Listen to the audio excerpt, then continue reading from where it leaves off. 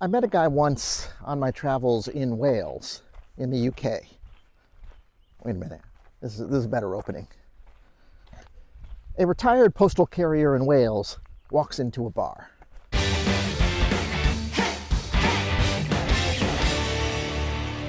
Good afternoon. Hi, my name is Jesse. Welcome to my channel. When I was 40, which was 24 years ago, I quit my job and went traveling with my backpack. I traveled for 6 months. I started in the UK, and in the UK, in Wales, I met this guy that really left an impression on me, and I want to tell you that story today. So I was in a B&B, not an Airbnb. Back in those days, just B&B. I was in a B&B in Wales, and the host was this retired couple, and he was a retired postal carrier. And we're having dinner. I was the only person in the place. I think they only had 2 rooms anyway, but I was the only person in the place. And when we're having dinner, he says, "Have you ever met a real hero?" And then he goes on to tell the story. On his postal route one time, he's walking along basically the cliff of, what is it, the Irish Sea going out towards Ireland. And he heard something. And it turned out to be this guy who was kind of stuck in a tree, maybe 10 or 20 feet down the cliff. And he had apparently fallen, and he couldn't get up. And the postal carrier, he climbed down, he put the guy on his back, took him back up, and, I don't want to tell the story, as he would, because I can't remember the details, but that was it. But I thought it was so charming that he says, "Have you ever met a real life hero?" Anyway, he had these, really strapping, muscular legs. Like, have you ever seen an ironwood tree or a musclewood tree? It looks like the muscles are kind of wrapped around the outside. I mean, I guess that's what happens after 20 or 40 years of being a postal carrier, and especially in a hilly, rural area like he was. Anyway, at that time, he left an impression, but it wasn't until a couple years later that I really realized how much. Had to take the jacket off, getting a little warm, which is great. By the way, I am in Pittsburgh, Pennsylvania at the moment, in Frick Park, if you know it. Yeah, so at that time, 40 years old, I had just quit my job in San Francisco. And before quitting the job, I worked in the South of Market district, down by where the San Francisco Giants ballpark is. And at that time, they were just building the ballpark, but I digress. At that time, my exercise was largely running and rollerblading down there on the waterfront. I'd take lunches and I would rollerblade down to Fisherman's Wharf and back, and that would take about an hour. And anyway, I was, not super active, but I was much more active than I am now. And that's because I've had knee problems and foot problems. Foot problems seem to have fixed themselves, but the knee problem is always enough to scare me away from running. And so I started walking. And to a large extent, it was, all down to meeting that postal worker in Wales. Wales, B&B, next to a cliff, next to the Irish Sea, across from Ireland. And I just love that. My life was really changed. Like I said, I was never a walker before that. I think I've been thinking about that because I'm heading back to Europe this summer for the first time since that trip, and trying to figure out what I'm going to do after Paris. And there's this lure of heading back to Wales, track this guy down, but I'm not going to do that. I had such a great time in Wales and Scotland. I mean, two amazingly beautiful and walk-friendly places. But it's the walking. I can confidently say that walking has changed my life for the better.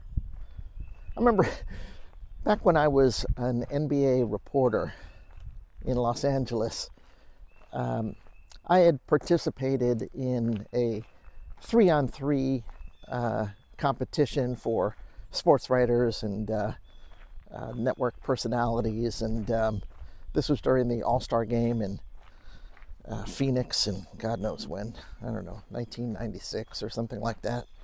And during that tournament, I fell and broke my arm. And then a couple days later, back to the grind, and we were reporters, we were talking to the Lakers general manager. I was covering the Lakers, and his name is Mitch Kupchak, if anybody knows NBA. Anyway, he looks at me and he sees I'm in a sling, and he asked me what happened, and I told him I was playing basketball over the weekend, over the All-Star weekend, and I broke my arm. And he said, Jess, and this guy was a former NBA player, a great at University of North Carolina, and he said, Jess, I have no sympathy for you. And he said this in front of all the other reporters, and I'm like, what? You have no sympathy for me? And he says, how old are you? I told him I was 35, something like that. And he said, anybody who plays this game and doesn't get paid a lot of money for it after the age of 30 is an idiot. Now, I'm trying to psychoanalyze him, and his career ended with a knee injury, and he's got a lot of reason to not love the physical aspects of the game. But it was the start of me being less athletic, which is why I'm telling this story. As it turned out, the arm wasn't a problem. It healed. But even when I was playing that weekend, I was playing with this huge knee brace because of knee surgery I'd had a few years earlier. And, it seemed like I would get healthy, I would play for a few months, and then boom, it would, tweak itself out, blow up like a balloon, and there I am off it for another 2 months. And with what Mitch said, with looking at my knee, I basically stopped being athletic, and that was no good. I gained weight. It just wasn't good. Back to Wales. So at the start of my 6 months of travels, I was in Wales and then Scotland, a little bit in London, and that's when I really started walking. Really started slowing down, but also seeing the world from a different perspective. You just see so much of your travels when you are actually walking in neighborhoods, walking down the street aimlessly is best, and seeing how people live, just dropping into a cafe, a bookstore, whatever. And of equal importance, it gave me a street map of how I can get older and, not just be a sedentary blob in the world.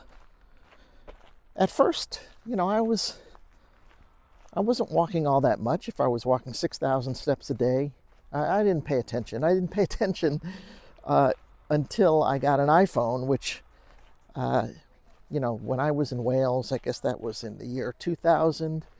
I don't think I got my first iPhone until, 2005, 2006.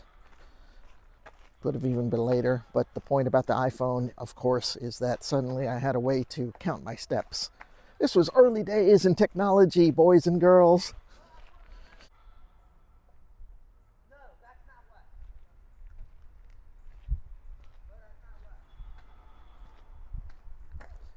There's some guy at the top of the hill going on about something. I don't know if he's talking on the phone, but yeah, I'll pick it up in a moment.